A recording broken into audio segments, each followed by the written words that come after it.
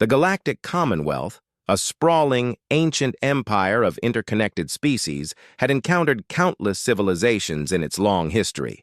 Most were easily integrated, their technology acquired, their cultures assimilated into the grand, harmonious tapestry of galactic order. But then there was humanity. They were a peculiar species clinging to a single blue-green world, squabbling amongst themselves, yet possessing an undeniable, almost frightening tenacity. Their technology was primitive by Commonwealth standards, barely beyond early FTL drives and kinetic weapons, but their spirit was a wildfire. High Protector Valerius, a towering, reptilian being of immense gravity and even greater pride, stood on the bridge of his flagship, the Imperial Dawn. His species, the Veclor, had mastered antimatter weaponry and gravimetric drives eons ago. They had witnessed the rise and fall of stars. Humanity, with its crude chemical rockets and nuclear fission reactors, was an amusing curiosity, a minor annoyance. "Report on the Sol 3 anomaly," Valerius rumbled, his voice a deep, resonant growl. His tactical officer, a slender, avian-like Zelosian named Kale, chirped nervously. "High Protector, the humans continue their unauthorized expansion into the Xylosian Protectorate. Their exploration vessels are claiming uninhabited worlds, establishing mining outposts. Our diplomatic overtures have been met with confusing responses. They apologize, then send more ships. They claim ignorance, then develop new drive technologies overnight." Valerius flicked a sharp, clawed finger at the star chart. "Their technological development rate is anomalous. Too fast, uncontrolled, and their kinetic weapons are inefficient. They waste so much energy. They rely on brute force and primitive projectiles. It is barbaric." He paused, his gaze fixed on the small blue-green dot that represented Earth. "They represent a potential threat to the Commonwealth's orderly expansion, an unpredictable variable.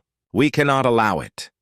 The Commonwealth had tolerated humanity for centuries, amused by their internal conflicts and their clumsy reach for the stars. But their recent, aggressive push into unclaimed territory the Commonwealth considered its own by right of ancient claim, was unacceptable. Valerius, a hardliner, saw only one solution: a demonstration, a swift, overwhelming show of force that would put humanity back in its place, confine them to their single star system, and teach them the meaning of galactic order. "Prepare the fleet," Valerius commanded, a grim satisfaction in his voice. "We will show these primitives the true power of the Commonwealth. We will disable their orbital defenses, blockade their system, and give them a clear choice: comply or be confined. Deploy the gravimetric dampeners. Their primitive weapons will be useless against our shields." The Commonwealth fleet, a majestic armada of 1,000 ships, slipped out of hyperspace in a silent, terrifying display of power. Their ships were sleek, elegant, and radiated an aura of overwhelming technological superiority. They positioned themselves in a perfect, unassailable crescent formation around the Sol system, their gravimetric dampeners already humming to life, forming an invisible, impenetrable wall around the human homeworld. These dampeners were designed to render all kinetic energy inert, turning incoming projectiles into harmless dust. It was their ultimate defense against what they considered humanity's primitive weaponry.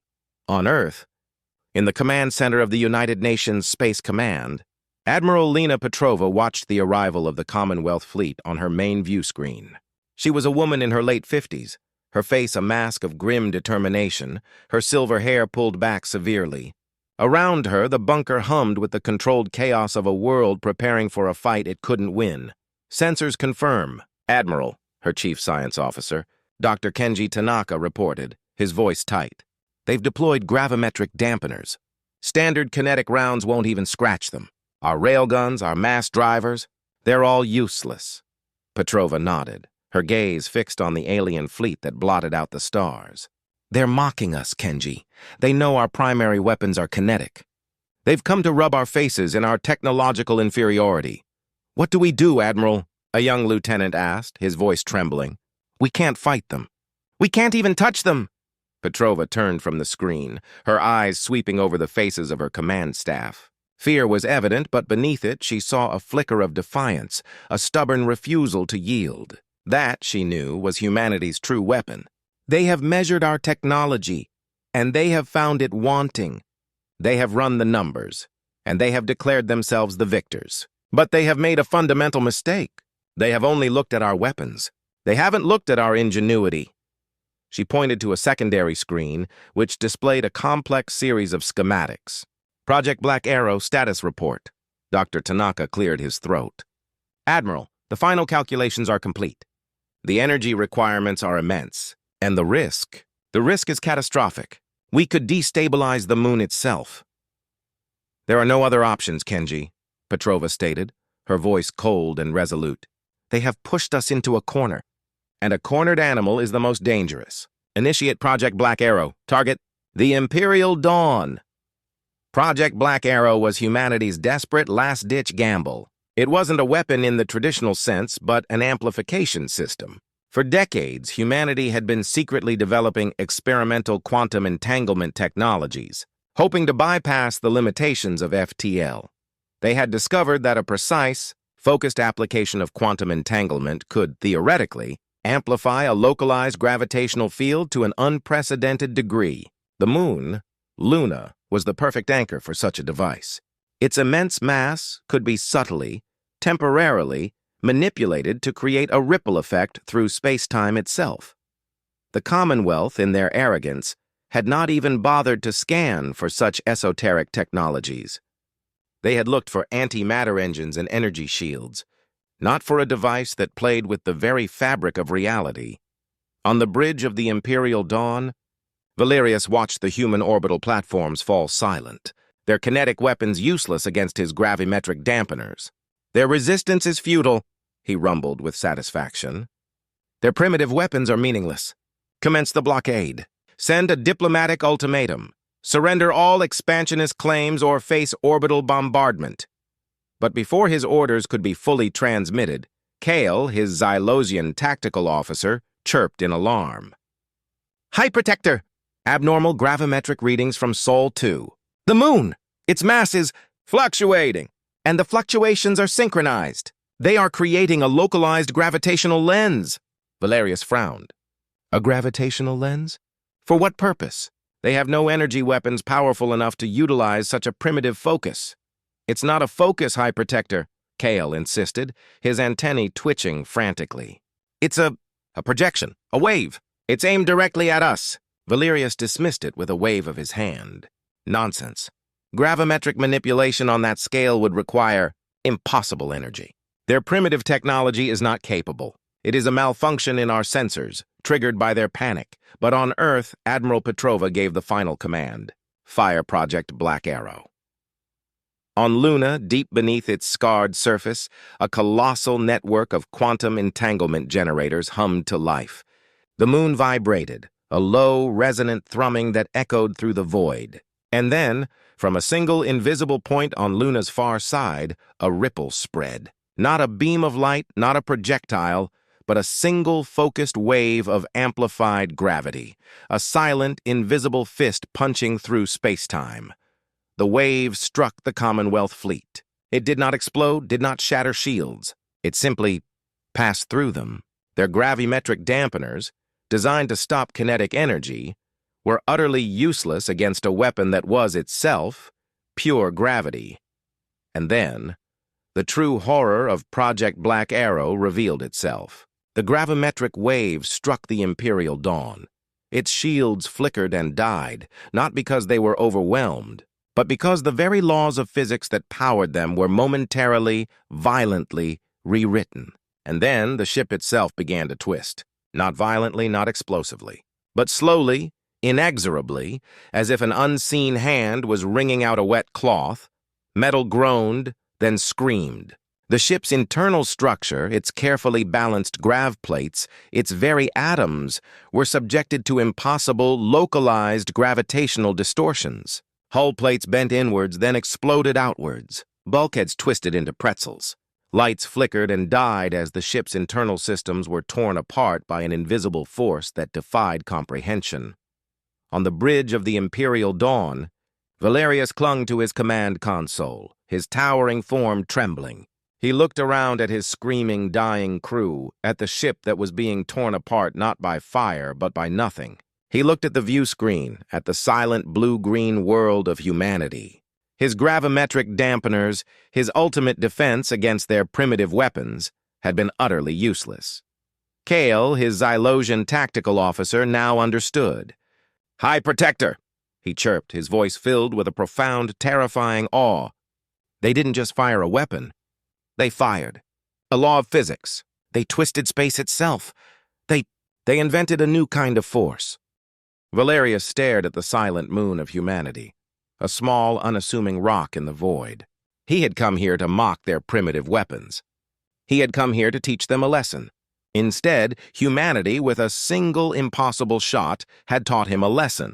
They had shown him that true power wasn't about bigger guns or stronger shields. It was about understanding the universe in a way his ancient, arrogant empire had never even dreamed possible. They had underestimated humanity's primitive weapons. But Earth had just fired the one shot that had not just shaken his ship, but had profoundly, terrifyingly shaken the stars themselves. The war had just begun, and the Commonwealth had already lost its foundational belief in its own technological supremacy. Part 2. The destruction of the Imperial Dawn was a silent, horrifying spectacle that reverberated across the entire Commonwealth fleet.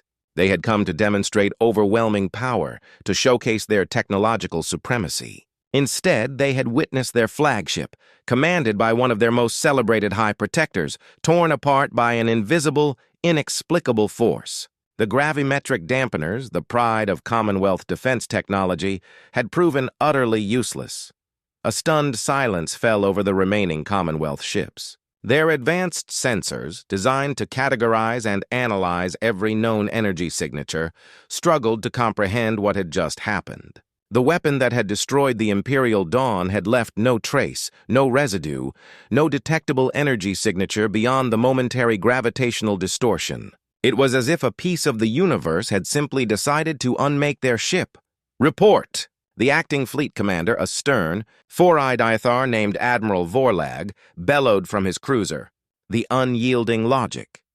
His species was known for its unflappable resolve, but even he felt a tremor of something akin to fear. What was that? What was their weapon? His science officer, a frantic Xylosian, chirped nervously. "Admiral, our analysis indicates a highly localized directed gravitational field. It appears to have been generated by their moon, Sol 2.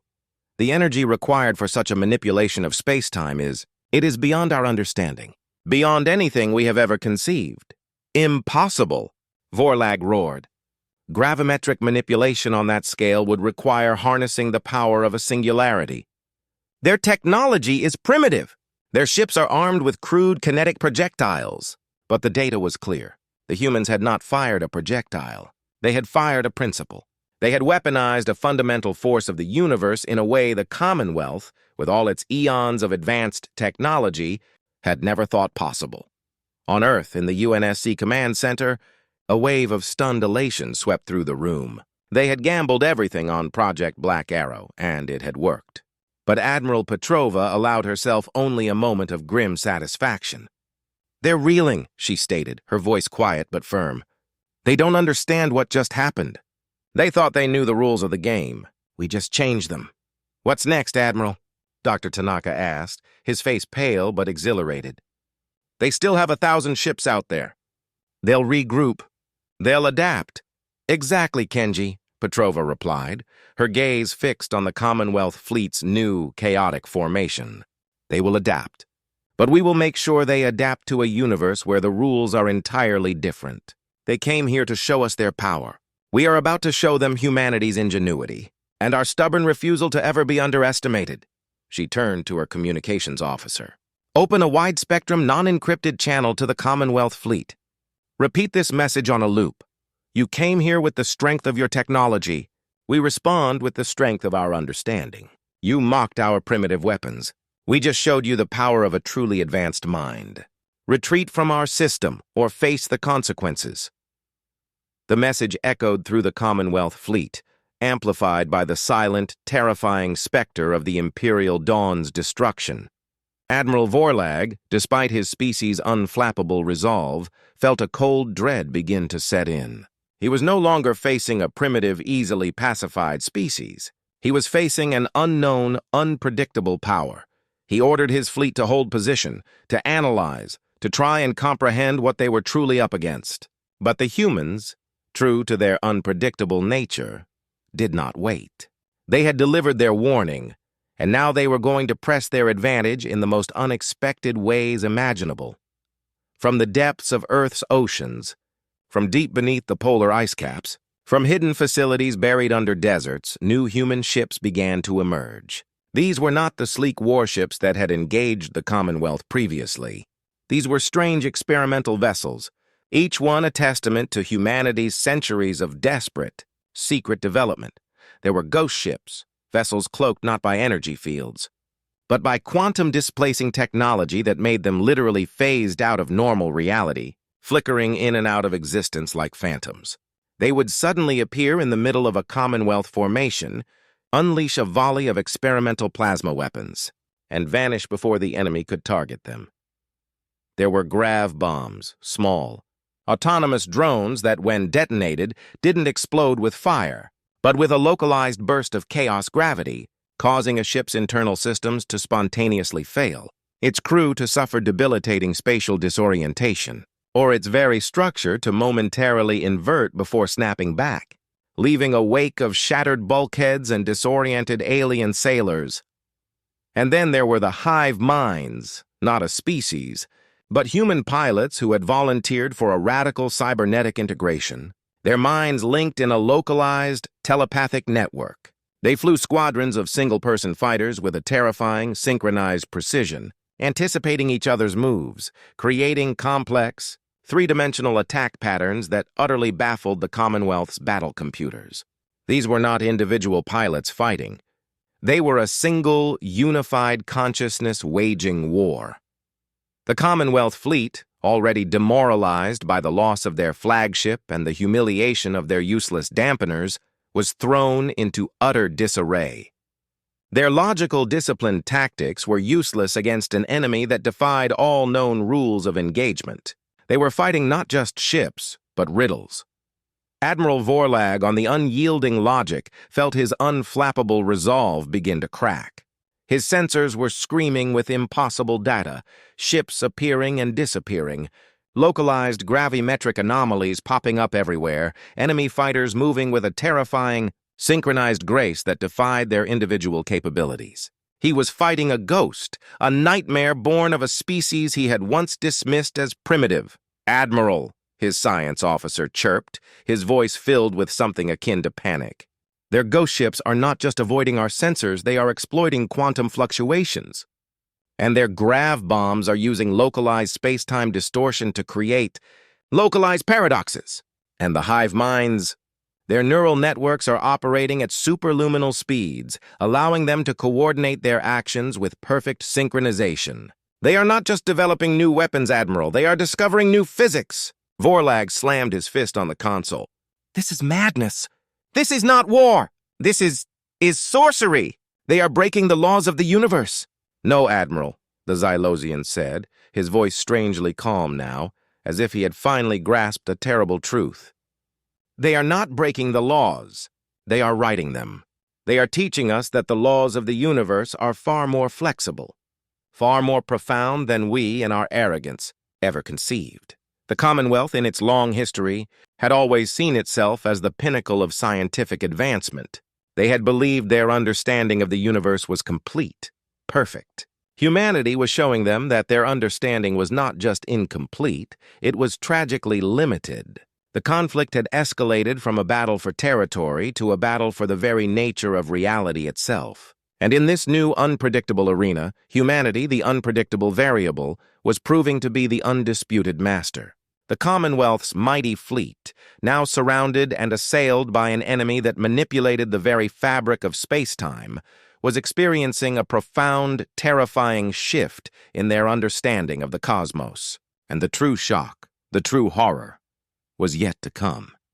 The Commonwealth fleet, once a symbol of unassailable power and logical order, was now a fragmented mess, Admiral Vorlag, despite his species' legendary stoicism, felt a cold knot of dread tighten in his gut. His ships were being harassed by phantoms, crippled by unseen forces, and outmaneuvered by pilots whose minds seemed to move at the speed of light.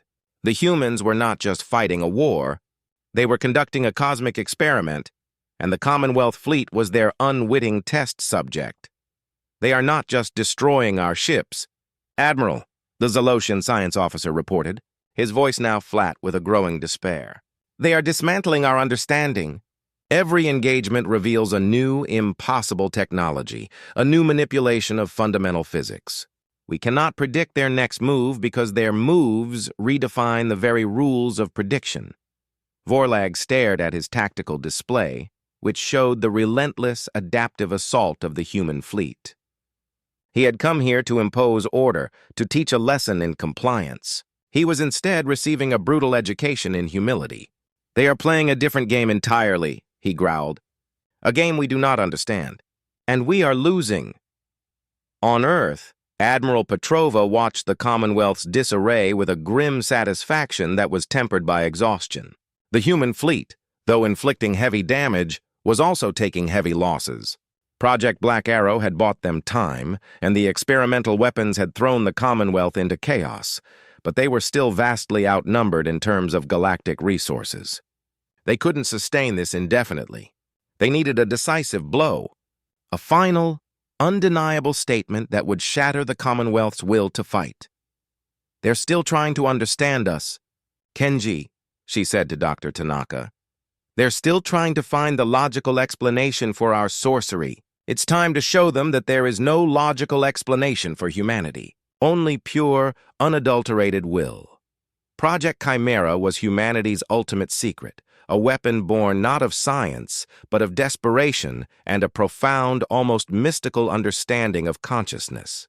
For centuries, while the Commonwealth built its antimatter engines, humanity had been quietly studying the nature of life itself, specifically the unique, chaotic, and often contradictory nature of the human mind. They had discovered that emotions, particularly intense collective emotions, could have a subtle but measurable effect on quantum reality. They called it resonant consciousness. Project Chimera was a massive system-wide amplifier designed to focus this resonant consciousness. It was hidden deep within the heart of the sun, Sol 1, drawing immense power from the star itself, not to convert it into energy, but to amplify and direct the raw, emotional energy of every human mind in the system. It was a weapon of pure, distilled will. Dr. Tanaka, Petrova commanded, her voice firm. Initiate Project Chimera. Prepare for full system-wide activation. Tanaka's face paled. Admiral, the risk of feedback loop, the psychological impact on our own people. It could be devastating. We are channeling the raw, unfiltered emotions of billions of souls. The power is immense, untamed. Untamed is our strength, Kenji, Petrova stated. The Commonwealth sees our emotions as a weakness. We will show them that it is our greatest weapon. We are going to broadcast a single focused thought, a thought that will shatter their complacency and define humanity for all time. As Project Chimera began its activation sequence, drawing unimaginable power from the heart of the sun, a new, terrifying phenomenon erupted across the Sol system.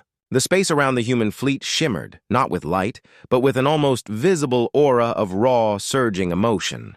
It was a wave of pure, concentrated will, radiating from every human ship, every colony, every single living human being in the system. On the unyielding logic, Admiral Vorlag and his crew watched in stunned horror. Their sensors went wild, not with energy readings, but with what their new advanced psychoanalyzers, developed frantically in response to humanity's hive minds, detected as an overwhelming surge of alien emotional energy. It was a tidal wave of defiance, of fury, of love, of despair, of unshakable resolve. Admiral, the Zalosian science officer shrieked, his antennae twitching violently. The human sun, it is broadcasting. Not energy, but thought. Raw, unfiltered consciousness. And then the broadcast hit. It wasn't a message of words, not a logical argument. It was a direct, unfiltered download into the minds of every sentient being in the Commonwealth fleet. It was the collective, unified, burning will of humanity. They felt it. Every Cathar warrior, every Xylosian scientist, every Yathar commander. They felt the overwhelming, burning desire of humanity to live, to not just survive, but to thrive, to be free. They felt the deep, ancient bond between parents and children, the fierce loyalty of friends, the profound sorrow of loss, the incandescent joy of creation. They felt the full, terrifying weight of human history, its brutality and its beauty, its flaws and its triumphs. And then, the true horrifying meaning of Project Chimera became clear.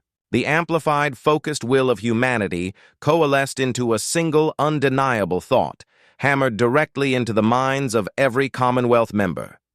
We will not yield. We will not break. You will not conquer us. You will not erase us. We are humanity. We are chaos. We are fire. And if you force us, we will burn this entire galaxy down around you until there is nothing left but stardust and the echoes of our defiance. It was not a threat. It was a promise. And the Commonwealth, experiencing the raw, unfiltered will of billions of humans, knew it was a promise they would keep. They felt the desperate, self-destructive fury that humanity was capable of, the willingness to destroy themselves and everything around them if it meant denying their enemy victory. They saw the terrifying logic of a species that valued freedom above all else, even life itself. Admiral Vorlag was shattered.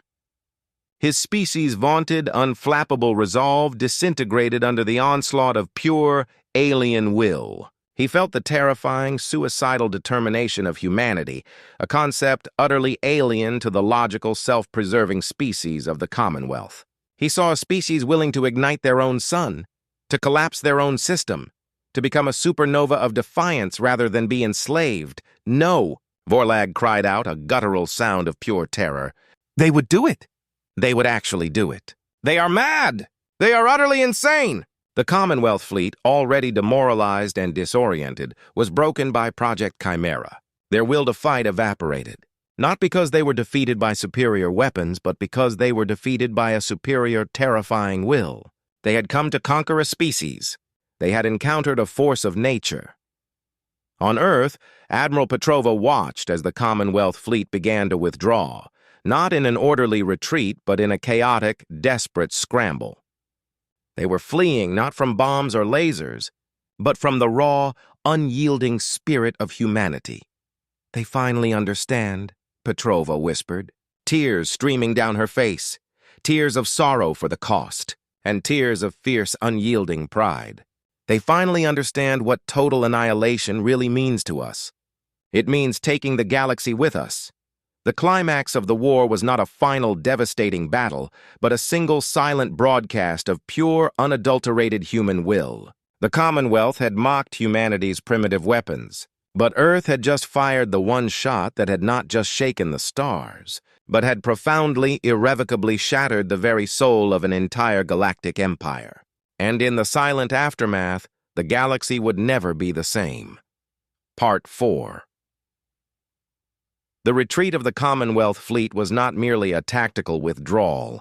It was a panicked rout, an entire armada fleeing not from physical destruction, but from the terrifying, raw, and incomprehensible will of humanity. Admiral Vorlag, from the bridge of the unyielding logic, issued the full-scale retreat order, his voice choked with a mixture of terror and disbelief. His once stoic crew were in disarray, their minds reeling from the psychic assault of Project Chimera. They are not just a species. Admiral, his Xylosian science officer stammered, his antennae twitching uncontrollably. They are a force of nature. They are willing to destroy themselves, their entire home system, if it means denying us victory. It is illogical. It is terrifying. Admiral Petrova watched them go, her face a mask of exhaustion and grim satisfaction. The cost was immense, Kenji, she said to Dr. Tanaka, who was overseeing the shutdown of Project Chimera, the sun's energies slowly returning to normal. Millions of lives, the mental and emotional toll on our own people. It was a gamble that nearly broke us. But it broke them, Admiral, Tanaka replied, his voice hoarse. It broke their will. It broke their pride. They came to dominate. and they left as refugees from an idea they couldn't comprehend. The Commonwealth, in its hubris, had stumbled into a war with a species that had redefined the very concept of warfare. They had learned that true strength was not measured in antimatter cannons or gravimetric dampeners, but in the unwavering, self-destructive, and utterly irrational will of a species that valued its freedom above all else. The hegemony, upon receiving the frantic reports from Vorlag's shattered fleet and the fragmented echoes of Project Chimera's broadcast, was thrown into unprecedented chaos. The Grand Conclave, once the epitome of calm, logical decision-making, erupted into a cacophony of fear, recrimination, and bitter arguments. The very foundations of their empire, built on logical order and the suppression of inconvenient emotions, were crumbling under the weight of this new, terrifying understanding of humanity. High Protector Valerius, who had survived the destruction of the Imperial Dawn by being in an armored escape pod, was recovered and returned to the core worlds. He was a broken figure, his once imposing presence replaced by a profound, agonizing humility. He stood before the conclave, not with pride, but with the raw, unfamiliar emotion of shame. "We underestimated them," Valerius rumbled, his voice devoid of its former authority. "We judged them by their tools, not by their spirit. We believed their emotions were a weakness. We were wrong. Their emotions? Their will. It is their greatest weapon. They would have burned the galaxy down around us if we had pushed them further. They are not merely a species. They are a force of cosmic defiance." His words, once dismissed as the ramblings of a traumatized survivor, now resonated with the terrifying understanding that every member of the Conclave had received from Project Chimera. They had felt humanity's will. They had seen its burning, self-destructive potential, and they were terrified. The resolution for the Commonwealth was a brutal, self-imposed restructuring. The old order, built on technological supremacy and emotional suppression, was shattered. New leaders, those capable of integrating emotion and logic, began to emerge. They were forced to confront the very chaos they had tried to eradicate. To understand the beauty and terror of true sentience, Admiral Petrova, now revered as a galactic legend, watched these developments from Earth, her heart heavy with the cost, but also filled with a quiet pride. "They're learning, Kenji," she observed. "Slowly, painfully, but they're learning." "They have no choice, Admiral," Tanaka replied. "You gave them a lesson they can never forget. You burned it into their very souls. But the war was not over for humanity, not entirely. The Commonwealth had retreated, but their empire still spanned the galaxy. Humanity was still alone, isolated in their system, having proven their might, but not yet their right to belong. There was still a bridge to be built, a peace to be forged, not through fear, but through mutual respect.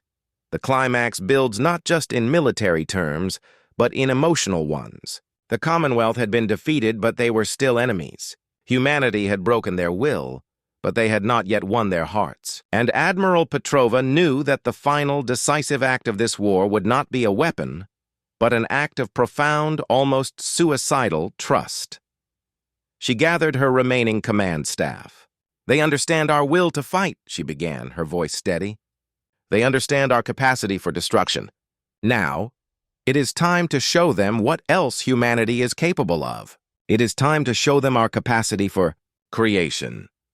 Project Phoenix had been a secret, theoretical plan, even more audacious than Project Black Arrow or Project Chimera. It was a plan to extend an olive branch, not from a position of weakness, but from the zenith of their terrifying power. "We are going to build it, Kenji," Petrova stated. "The Sol Commonwealth Gateway. A stable, two-way wormhole constructed from the raw energies of Project Chimera, linking our system directly to their core worlds. A permanent bridge, an open door." Tanaka stared at her in stunned silence. "Admiral, that's an invitation. An open invitation for them to flood our system with a new fleet. A suicidal gamble." "It is a gamble, Kenji," Petrova agreed. "But it is a gamble on the best of humanity. We have shown them our worst. Now we must show them our best. We will offer them trust, even after they tried to annihilate us. We will show them that our freedom is not a threat but a gift, that our chaos is not a contagion but a canvas." The decision sent shockwaves through humanity. Many feared it, seeing it as a foolish act of self-sacrifice. Others embraced it, seeing it as the ultimate expression of human courage.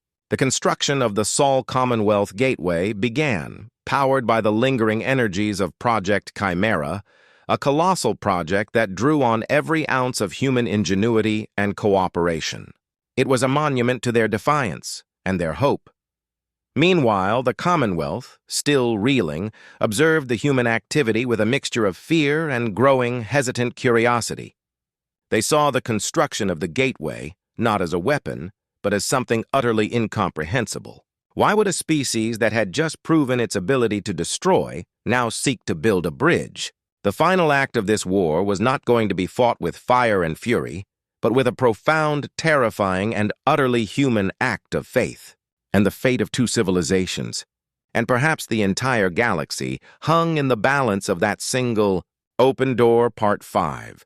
The construction of the Sol Commonwealth Gateway was a feat of engineering that defied all known physics.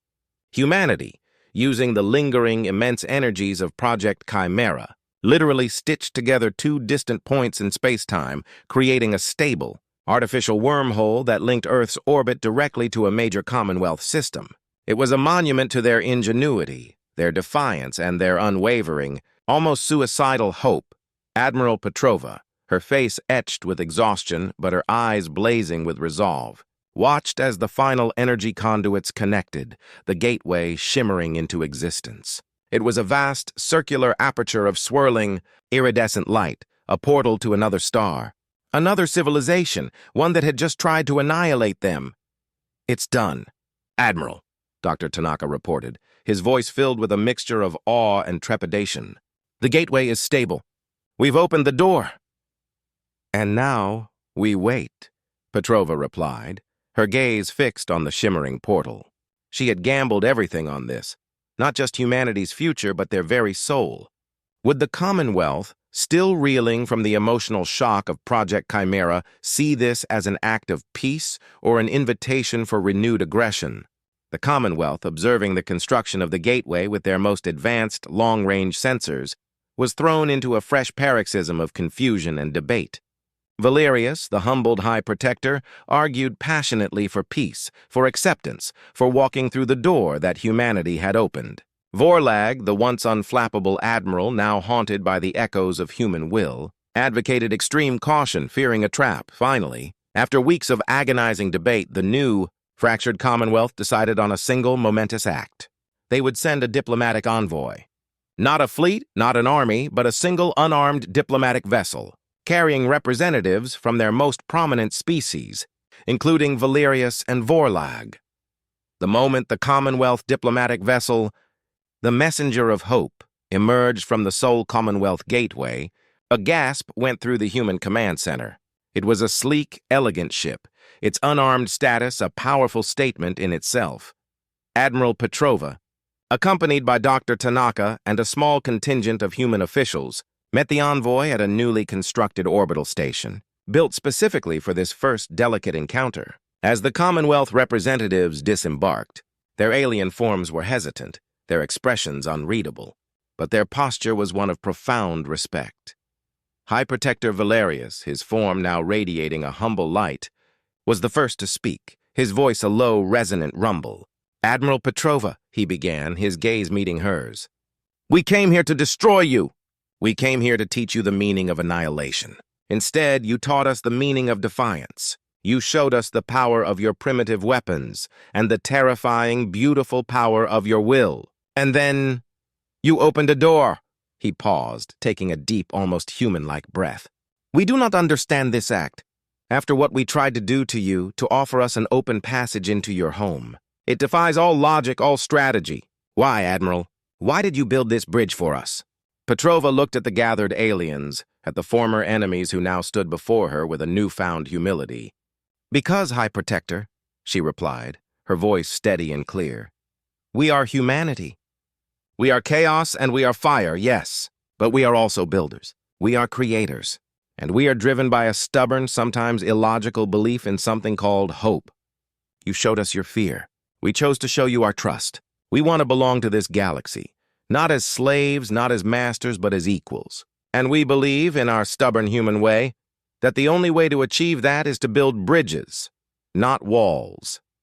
Her words resonated deeply with the Commonwealth representatives. They had experienced humanity's wrath, their terrifying capacity for destruction. Now they were experiencing humanity's profound, almost suicidal capacity for compassion and forgiveness. It was a revelation that completed the lesson humanity had begun with Project Chimera. The emotional resolution for the Commonwealth was a slow, agonizing, but ultimately transformative process. The old hegemony dissolved, replaced by a new, more inclusive galactic concordance, one that embraced diversity, celebrated emotion, and sought understanding rather than domination. The human story, once a footnote, became a central pillar of their new philosophy, a reminder that true power came not from suppressing chaos, but from embracing it and finding harmony within its unpredictable dance.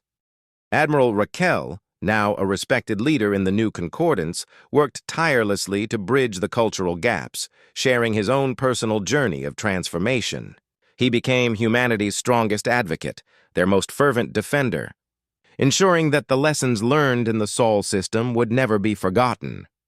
Humanity, for its part, integrated into the new concordance as equals, their unique insights into physics, their chaotic creativity, and their boundless empathy becoming invaluable assets to a galaxy striving for a new, more balanced future. They became the architects of a new era, proving that the most advanced weapon was not a star-destroying supercannon, but an open hand and a trusting heart. The story ends with Admiral Petrova, now revered as a founding mother of the new concordance, standing with Valerius and Raquel on a vast, multi-species research station built near the Sol Commonwealth Gateway. Through the shimmering portal, they could see the vibrant, diverse new galaxy that was slowly, painstakingly being built. They used to mock our primitive weapons.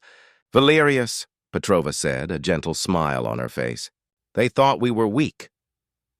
Valerius, his form now radiating a serene, wise light, gazed at the gateway with profound respect. They were wrong, Admiral. You showed us that the most primitive weapon of all is ignorance. And you cured us of it, with a single impossible shot and a single impossible act of trust. You did not just shake the stars, Admiral. You changed them forever. Raquel, his once harsh mandibles now resting in a thoughtful posture, nodded slowly. They came here to teach humanity what total annihilation meant. You taught the galaxy what total reconciliation truly means. And the stars, they sing a new song now. A human song. The aliens had declared war on humanity, believing them to be primitive and easily dominated. But humanity, with its ingenuity, its indomitable will, and its profound capacity for both destruction and creation, had not only won the war but had transformed their enemies, forging a new future for the entire galaxy. They had mocked humanity's primitive weapons, but Earth had fired the one shot, the shot of pure, undeniable human spirit, that had not just shaken the stars, but had utterly, irrevocably changed the course of galactic history.